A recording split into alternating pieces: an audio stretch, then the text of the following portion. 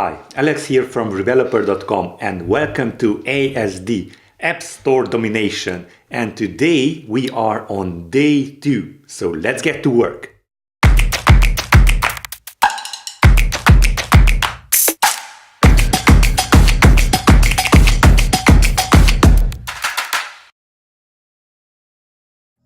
Okay, yesterday you downloaded Xcode and today we are going to take a look at how Xcode actually looks. And for that, let us just open up Xcode and you will find this welcome screen from Xcode, and here you will see when you will have some more projects, this will be populated with your latest projects. And as you can see here, you can create a playground, a new Xcode project, or we could clone an existing project from, let's say, from a GitHub. Now we are going to take a look at how to create a new project. Okay, so let's click on that, and as you can see here, we have a single view application. We can do a game on augmented reality app or even more, but for now let us just stick to the single view application. Let's click on next. Let's add it a name, let's say so App Store Domination Magic, and we will choose the language of Swift. If you don't already have selected, let's choose that language. And of course, if you don't have this set up, then you can choose your theme, your organization name. Now your theme, we will talk about that in a later video when we talk about the developer portal in the Apple developer site. Now organization name, now com.rebeloper, and here you can see that we have our bundle identifier. Now our bundle identifier is the ID that is representing your app. Now this is very important because this needs to be unique all over the world. Now what I and most of developers use is a reverse domain name. So com.rebeloper, now that is your name or your company name, and .asd magic, the name of your product. Now this is just a product name. It is not the one that will be shown on iTunes, and that is why on the App Store, and that is why you should have these short names, these very expressive names, and most importantly, and you should not use special characters, and I usually like to omit spaces too, and that is why I have just camel cased all of my product name. Okay, let's click on next and see. Yeah, first of all, we could create a Git repository, and we will create it because this will be available for you to see on my GitHub repositories, and we will choose this to be living in our ASD 30 days challenge folder here. And of course we could create a new folder if we wanted to, but this is fine by me, so let's create this.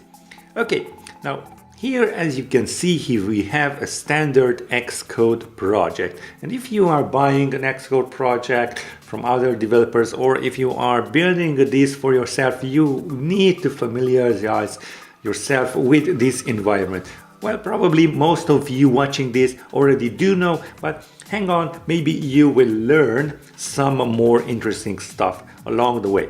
Well, first of all, here you can see that we have three spaces, one on the left, one in the middle, and one on the right.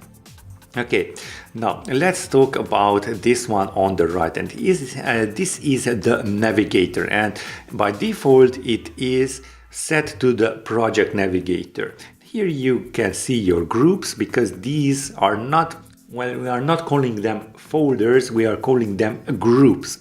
And inside the groups we have our files. Here we have our app delegates file, our view controller. Of course, the whole project, your app starts with the app delegate and then goes into the view controller And of course we use the main storyboard, but we will choose not to use this and replace it in code. Okay, of course, here we have your products, and once you start building your app, there will be more files inside our navigator. Okay. Let me just talk briefly about these icons. Here we have our source control navigator, and let me just unfold this. And here we have our branches. We are currently in the master branch, so this is our branches.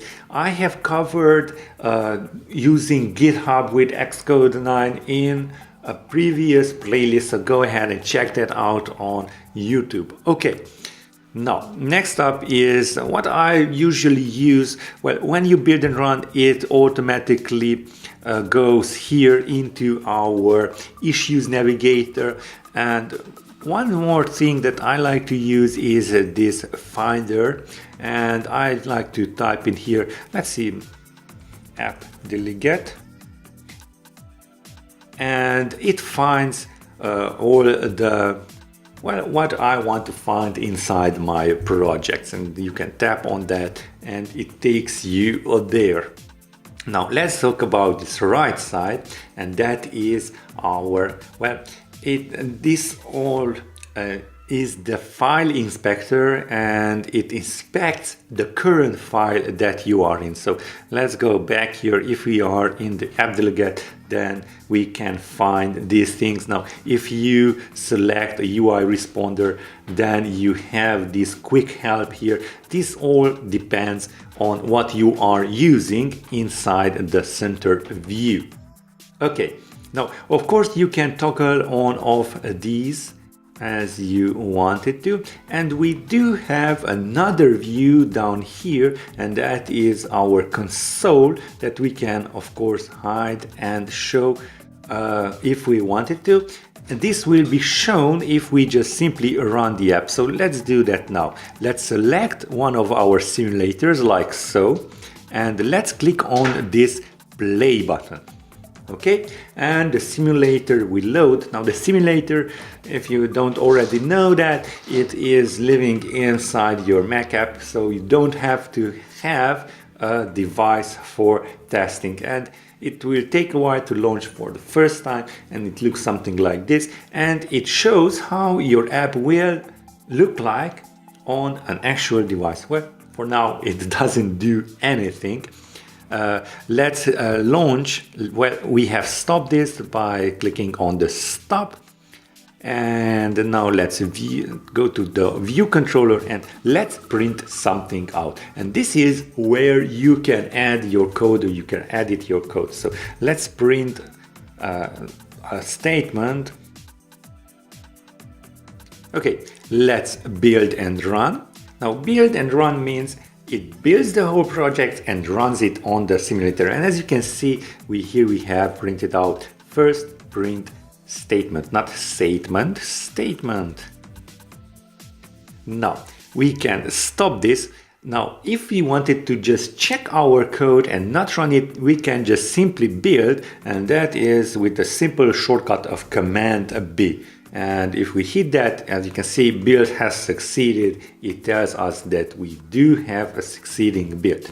Now, let's talk about this part of our project. Well, here we have our project. And here, if you can see that we have an info plist file, we have a build settings. Now, what I want to talk about now, and we will conclude this episode, is about the targets. Here we have our target. Now, if you wanted to add more targets, you can do so by clicking here. And as you can see, we have a lot of targets. Now, this is actually the app you are building and you are going to use. Now, the project is the home of your targets. Okay, let's cancel, because we have a custom keyboard. You can add a messages filter extension and so on, an iMessage extension. For that, now let us just cancel this out. Let's talk about this whole thing, because it doesn't look like code. Well, first of all, here you have your general tab and the display name. Now, by default, it is set to the project names, but you should change this because this will be your, well, when users download your app, this will be displayed as the title, the name of your app when they are seeing it on their iPhone. And it's a little text under the icon. So I will just call this magic.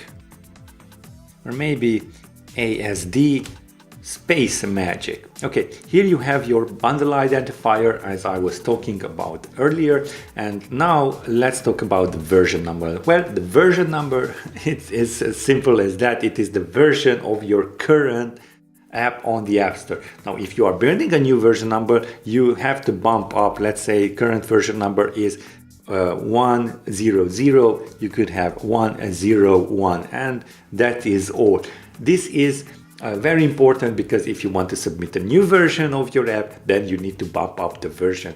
Of course, in your project and iTunes Connect, that we will talk about later on. Now, the build number is an internal number because maybe you want to create a new version and you want to test this out on test flight for several users. Now you want to have a first build, second build, or any, let's say 0.023, and you want to have a new build and you want to test, give them to the testers, and you want to simply add build number 24, 1.0.24.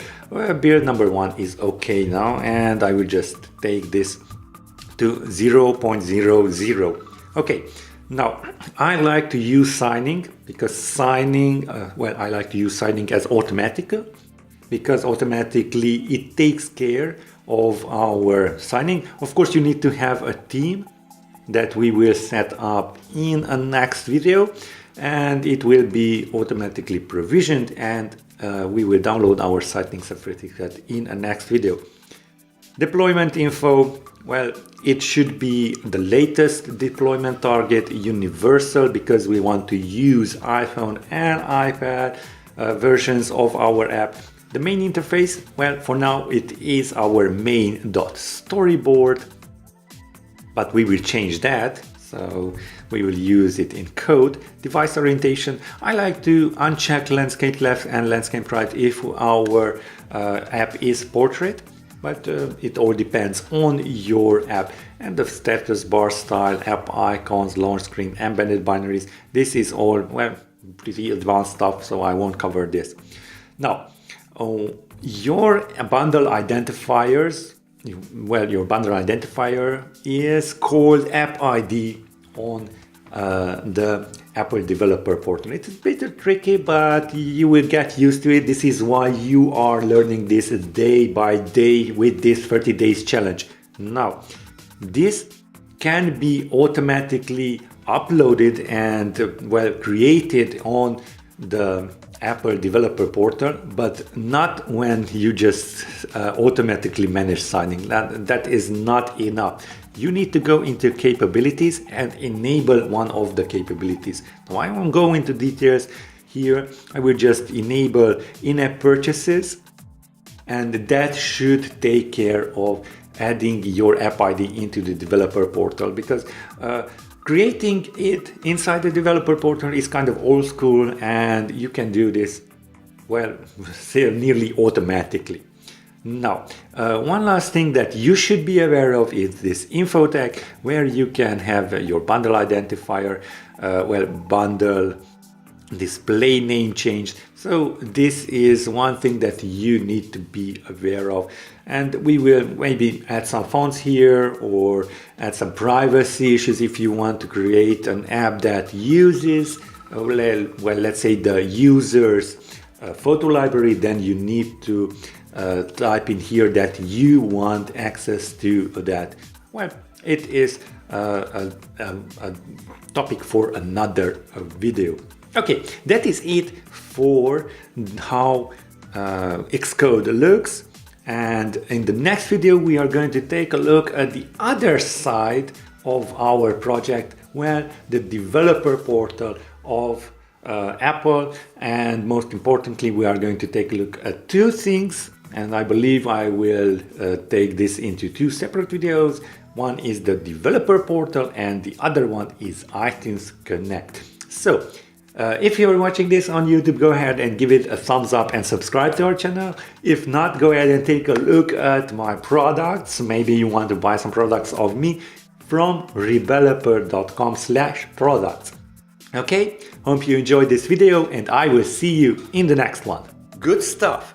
Now, if you want to see more of this video and want to boost your app business, go ahead and take a look at my 30 days challenge, App Store Domination. Go ahead and click the link down below and I will see you inside ASD, App Store Domination. Let's get to work.